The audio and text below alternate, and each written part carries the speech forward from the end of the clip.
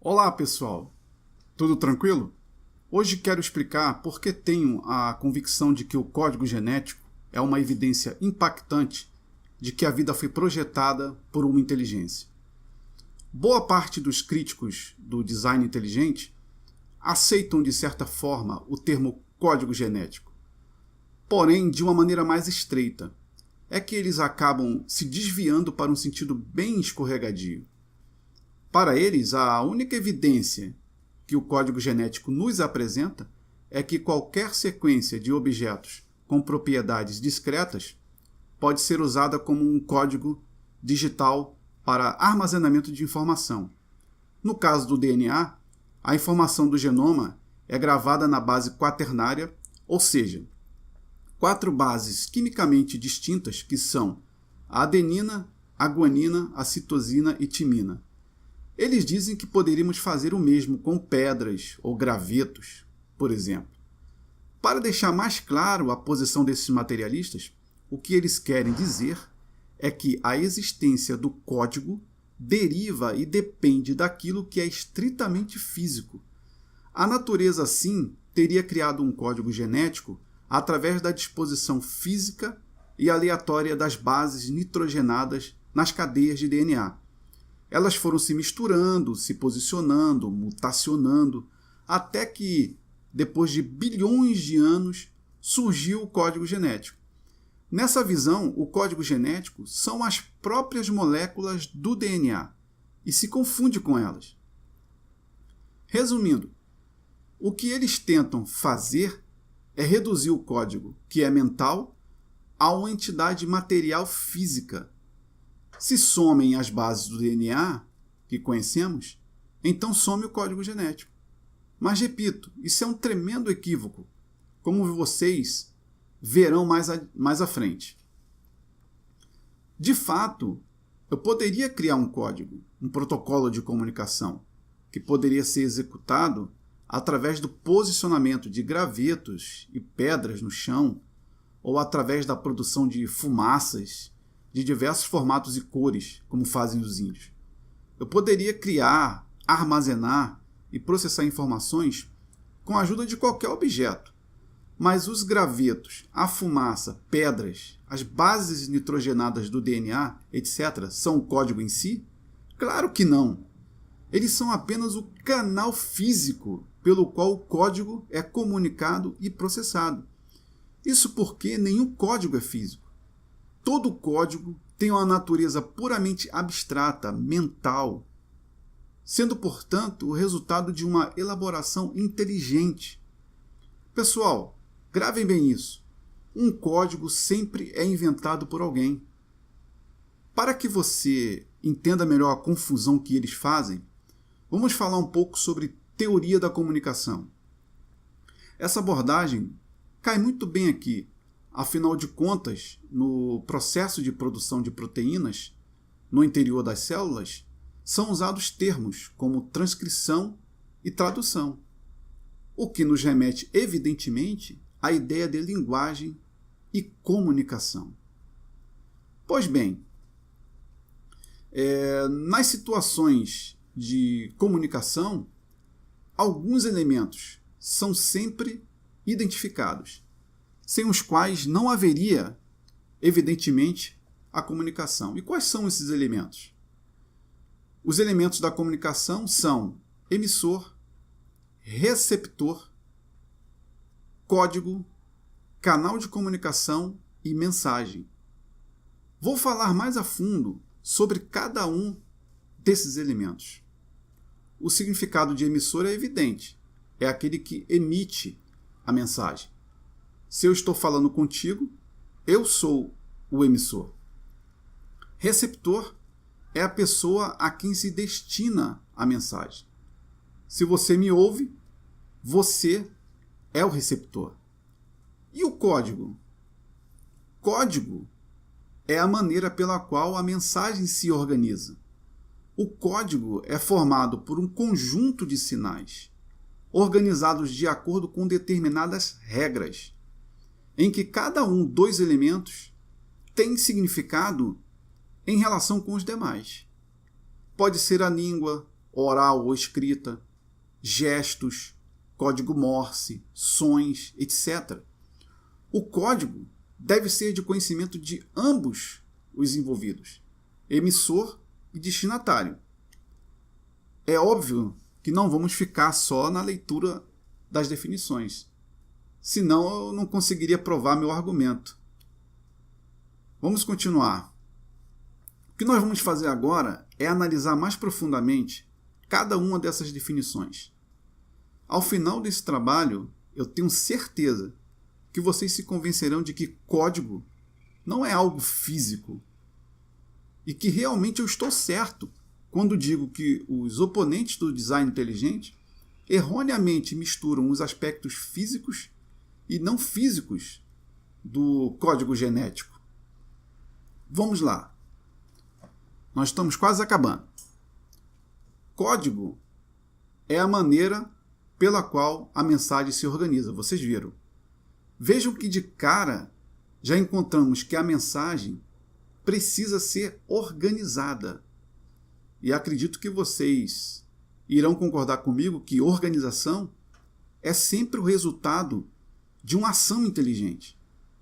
Você nunca verá pedaços de pedra ou gravetos se organizando sozinhos para gerarem uma instrução. Até porque toda organização implica uma intenção. Se os processos naturais não são inteligentes e guiados, então não há intenção nenhuma e, portanto, nenhuma organização. Continuando, a definição diz que código é um conjunto de sinais organizados de acordo com determinadas regras. Ora, sinal é uma marca ou símbolo previamente combinado entre duas ou mais pessoas e que carrega determinada informação. Não só isso, a definição vai mais além e diz que código é um conjunto de sinais organizados de acordo com determinadas regras. Pergunto a vocês, uma pedra ou graveto pode ser usado como sinal? Sim, claro. Mas a pedra ou o graveto em si tem algum significado? Claro que não. A pedra não é o próprio significado. Ela apenas é uma entidade física que representa, aponta para um significado. Mas o próprio significado precisa ser algo previamente combinado, dentro de determinadas regras, entre duas pessoas e entre duas mentes. Assim como no caso das pedras ou gravetos, as 4 bases nitrogenadas do DNA também seriam inúteis se não possuíssem algum significado. Não se espantem, elas têm sim um significado, muito bem conhecido pelos ribossomos, por exemplo. Caso contrário, não poderiam ser lidas durante os processos de transcrição e tradução de proteínas. O maquinário biológico, gente, ele vai lendo as bases de 3 em 3 e sabe exatamente qual aminoácido produzir. As próprias bases também sinalizam o ponto de início da leitura do DNA e o ponto de parada. Mas vejam, assim como no caso das pedras, o que as 4 bases significam e informam não está contido nelas mesmas. A informação, as instruções do código genético, com seu conjunto de regras, apenas se expressam por essas bases químicas e são independentes delas. O código é algo que direciona e regula todo o sistema, mas não pode ser explicado como tendo surgido a partir do próprio sistema. Contrariar isso é a mesma coisa que dizer que o código Morse é capaz de criar uma mensagem por conta própria. Isso seria absurdo, concorda comigo? Finalizando, somos informados também que código é um conjunto de sinais que tem significado em relação com os demais. Em outras palavras, um conjunto de pedras ou gravetos ou bases nitrogenadas do DNA não tem nenhuma utilidade em termos de informação Se entre eles não houver uma relação lógica, é necessário que cada um dos elementos esteja ligado aos outros por uma regra. É por isso que quando olhamos um código genético com todas aquelas letrinhas, A, T, C, G, conseguimos entender. A mesma compreensão o ribossomo tem quando constrói proteínas com base nessas letrinhas. O significado do código genético tem, portanto, um aspecto holístico, sistêmico. A letra da base não é nada se não estiver integrada a um conjunto coerente de sinais, pessoal. Está acompanhando direitinho? Já estamos acabando, hein? Espero que vocês tenham compreendido plenamente o que é um código. Vamos continuar para finalizar. O outro elemento da comunicação é o meio físico, ou canal de comunicação. Esse elemento, sim, é que tem uma natureza física, pois o código depende dele para ser transmitido ou processado. Poderíamos aqui citar alguns exemplos de códigos. O código Morse foi criado por uma inteligência, mas para se propagar, ele precisa de pulsos elétricos.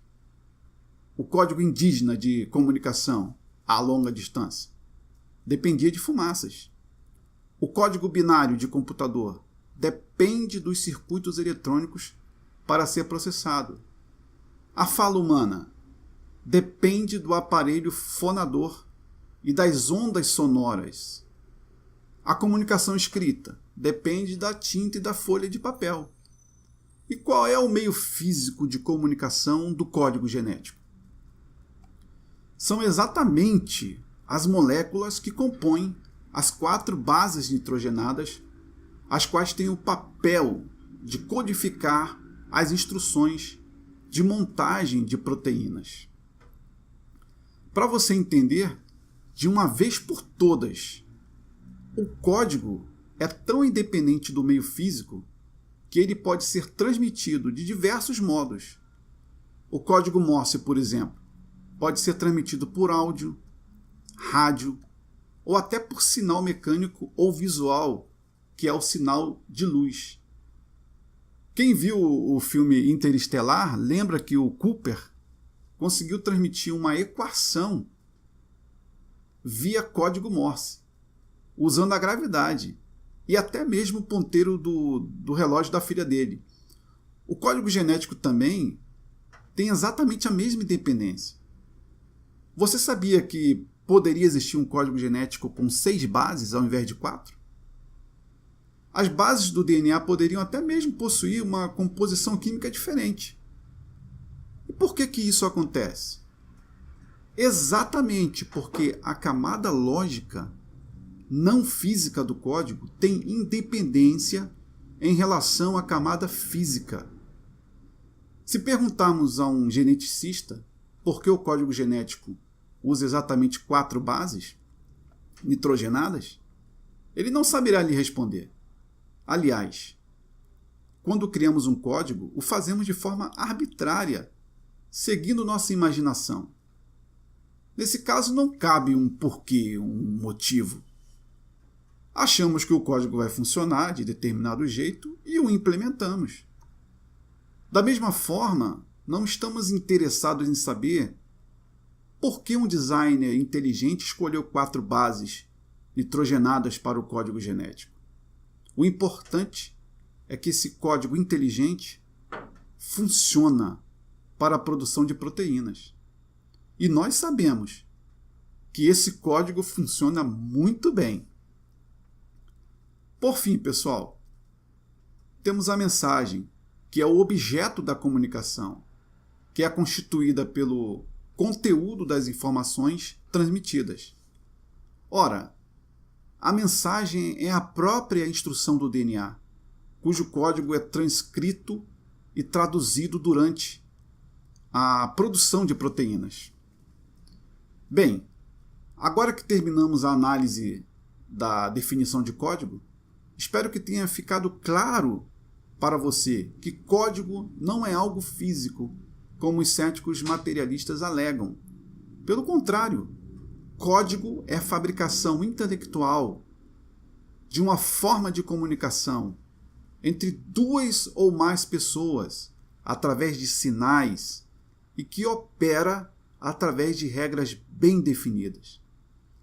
Nós também vimos que o código genético se encaixa perfeitamente na definição da teoria da comunicação, que nós acabamos de ver, não diferindo em nada do código binário e código Morse, em termos estruturais e conceituais. Ora, se todos os códigos que conhecemos são necessariamente produções intelectuais, podemos concluir, sem sombra de dúvidas, que o código genético também foi idealizado e executado por uma mente super inteligente, além do que nós imaginamos. Bem, pessoal, era isso. Espero que tenham gostado. Até a próxima.